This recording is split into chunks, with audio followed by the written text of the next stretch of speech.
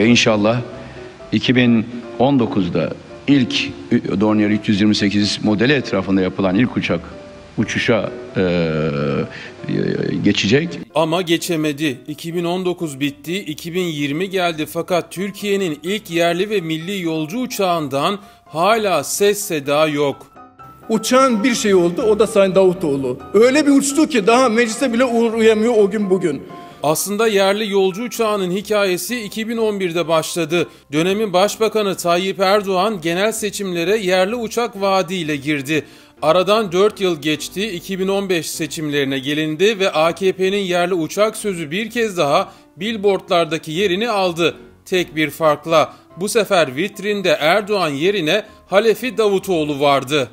Ve bununla birlikte %100 Türk tasarımı milli bölgesel uçağımız ile milli muharip uçağımız birlikte inşallah Türk semalarında uçmuş olacak. Projede 2 uçak modeli bulunuyordu. TRJ-328 ve onun üst modeli TRJ-628. İlk model 32 yolcu kapasitesine sahip mini bir jet olarak tasarlandı. Yerli ilk uçaklarımızı gökyüzüyle buluşturuyoruz.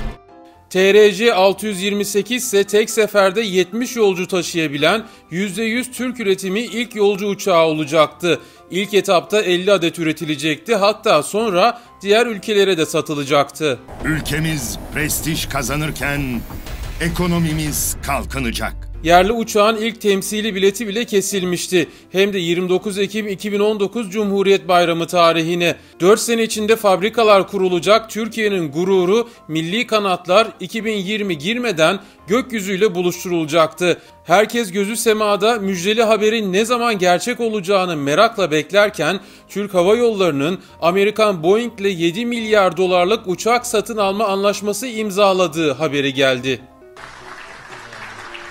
Peki yerli ve milli uçak projesi rafa mı kalktı? Havacılık kaynaklarına göre cevap evet. Çünkü uçakların yapımını üstlenen SNC Havacılık Şirketi ile Ulaştırma Bakanlığı arasında soğuk rüzgarlar estiği haberlere yansıdı. İktidara göre ise proje hala gündemde. 2019 Ağustos ayında yapılan yeni bir anlaşmayla Türkiye'nin ilk yerli ve milli uçağının Almanya'da üretileceği ortaya çıktı. Yerli ve milli denilen uçağın üretimini Almanlar yapacak ve modelin adı da Dornier 328 olarak değiştirilecek.